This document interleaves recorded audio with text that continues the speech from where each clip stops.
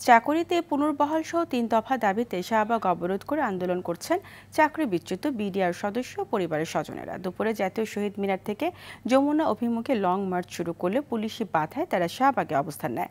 আন্দোলনরতদের দাবি, বারবার আন্দোলন করলেও তাদের যৌক্তিক দাবি আদায় সরকার কোনো পদক্ষেপ নেয়নি। পরিবর্তে বারবার মিথ্যা আশ্বাস দেওয়ার অভিযোগ করেন তারা। বলেন, আর কোনো আশ্বাস নয়, এবার দাবি আদায় না হওয়া পর্যন্ত তারা রাজপথ ছাড়বেন না।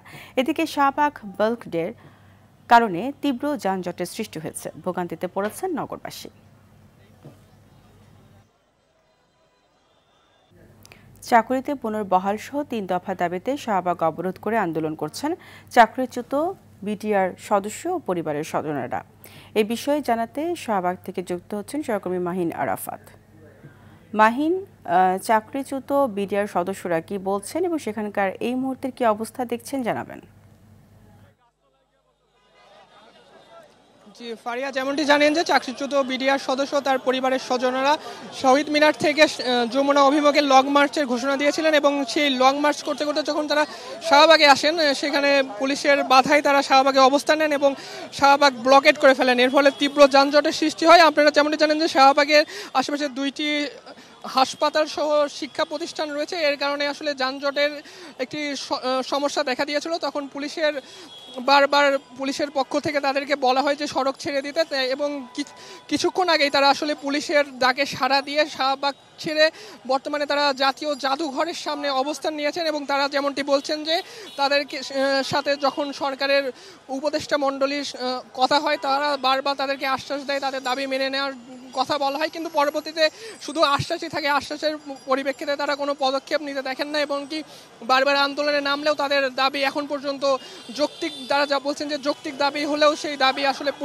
পূরণ করা হয়নি। তারা এমনটাও বলছেন যে এই সরকারও ফ্যাসিস্ট সরকারের মতোই আচরণ করছে তাদের সাথে।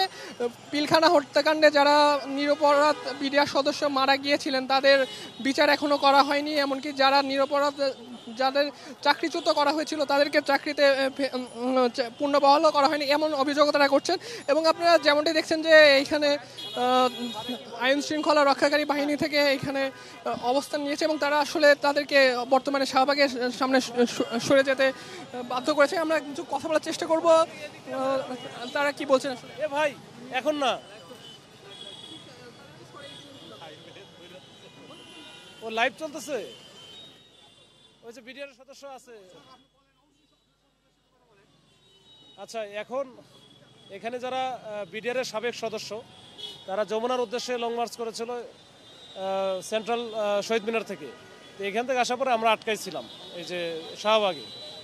তো শাহবাগে আটকানোর পরে তারা বলছিল যে প্রথমে যে আমরা জাতীয় জাদুঘরের সামনে যে ফাঁকা জায়গাটা, ওই জায়গাটা একেবারে নিরিবিলি, ওইখানে আমরা অবস্থান নিয়ে আমাদের অবস্থান জানান দিব।